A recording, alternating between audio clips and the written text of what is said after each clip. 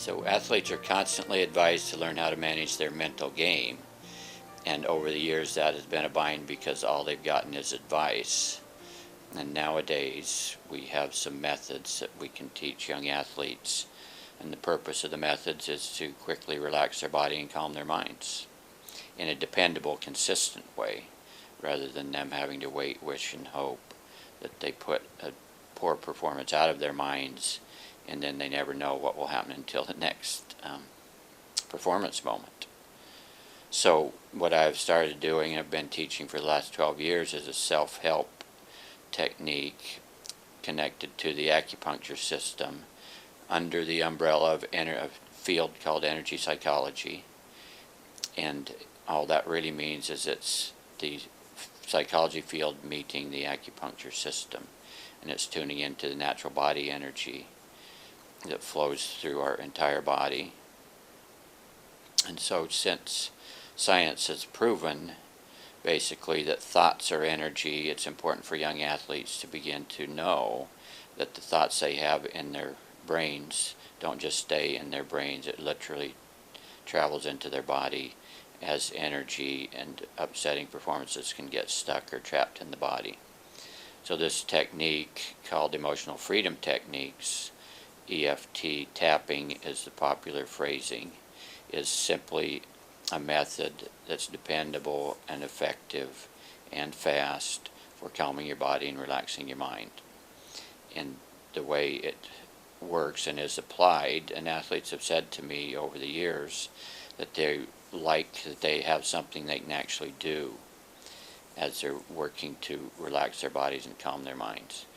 So what we're teaching in emotional freedom techniques, EFT, is how to activate the energy flows in your body, because the single sentence theory idea is when we're not performing the way we want to, it has more to do with blocked energy in our body than it has to do with lack of willpower or determination or bad attitudes.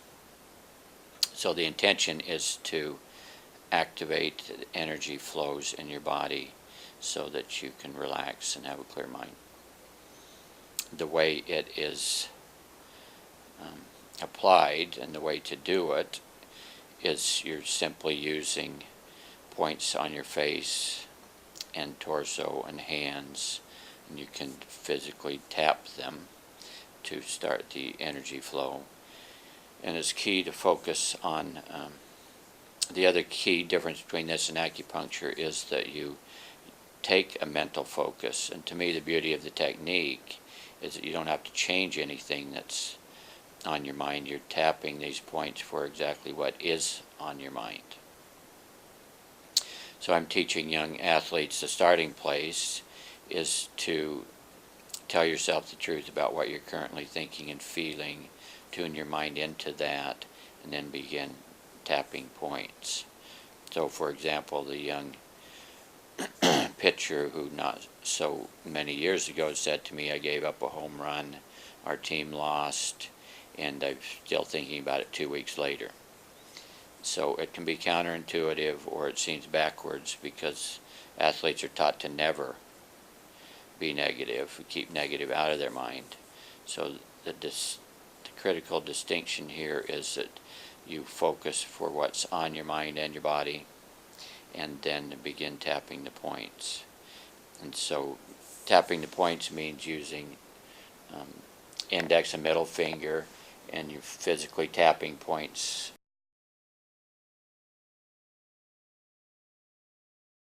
Index finger and middle fingers, and you'll be tapping hard enough to hear it, but not so hard it hurts. And you physically tap 7 times or so. It does not have to be precisely 7 times on each point. And while you're tapping points, what you want to be doing is tuning your mind into whatever issue is on your mind. So for example, with the baseball pitcher who gave up the home run, he commented and talked about being frustrated 2 weeks later. So I had him pay attention to and put his mental focus on being frustrated about giving up a home run. And so we began tapping the points, starting first at the eyebrow point, which is near the bridge of your nose, tapping frustrated having given up a home run. And then the side of your eyes, not the temple, but the eye socket on the bone, frustrated and gave up a home run. Next point is on your cheekbone. And then top lip. So all the time he's focusing on as much as he can, allowing the experience, and then the crease of your chin, allowing the experience, like a little movie in his mind of giving up a home run and being frustrated about that. Then the collarbone point, if you follow your collarbone across to the base of your throat and then just come down over the bone into the softer tissue. So frustrated about giving up a home run. So you're sustaining a focus on what happened. And then on your sternum, I know it as the third button on my shirt, but in the center of your chest. And this point I'm taught is a thymus gland, which is actually a master control gland to boost your immune system. So one year, one of the pitchers said I get colds every spring. So I said, maybe you want to try this single point to boost your immune system.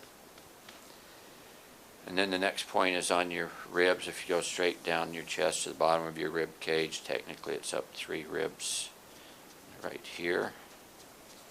Again, it's sustaining a focus on what was happening, what did happen, what's still a troubling, upsetting thought. Frustrated, I gave up a home run. And then the next point is 4 inches down from your armpit. If you just follow your armpit down, and then I just use my whole hand. And most young people are still flexible enough they can reach both sides of their body at the same time. Since young people like to collapse time and have things go fast. And then there are points on your hands. If you were shaking hands, if you just imagine you're tapping each point right by the fingernail. So you just work across your hands, again focusing on what the experience was. In this example, frustrated, I gave up a home run and my team lost. So you work across your hand like this, and then there are 2 other points, the ring finger and little finger, the top 2 knuckles in the back of your hand, and the crease here. You're tapping this point. And while you're tapping this point, there are some eye movements. The intention of the eye movements is brain balancing. So there is the right side and left side to your brain. And since our brain runs our body, which becomes important for physical athletic performance, we want our brain balanced. So if it's comfortable when you're doing this, you close your eyes for a moment while you're tapping this point, then open your eyes. With your head still, you're looking down to the right with your eyes, down to the left with your eyes, whirling your eyes in a full circle one way, whirling your eyes in a full circle the other way. And to activate the creative right side of your brain, the emotional side, you're humming a favorite tune. And to activate the left side of your brain, which is logic, reasoning, and problem solving, you're counting 1, 2, 3, 4, 5, 6, 7, and then finish with humming. And the last point is the side of the hand, and the little kids I teach like to call this the karate chop point.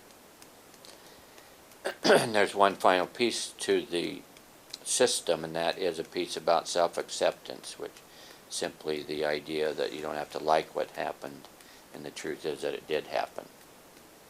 So for the young pitcher who was frustrated about giving up a home run and his team losing, it sounded something like this. Even though I gave up a home run and my team lost, I totally and completely accept myself anyway.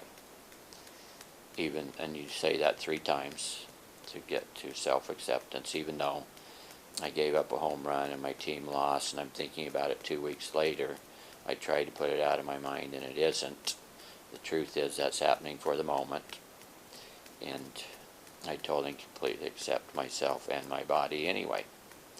And then one more time, even though I'm still frustrated and can't get this giving up a home run off my mind. The truth is that's happening for now, and I totally and completely accept that.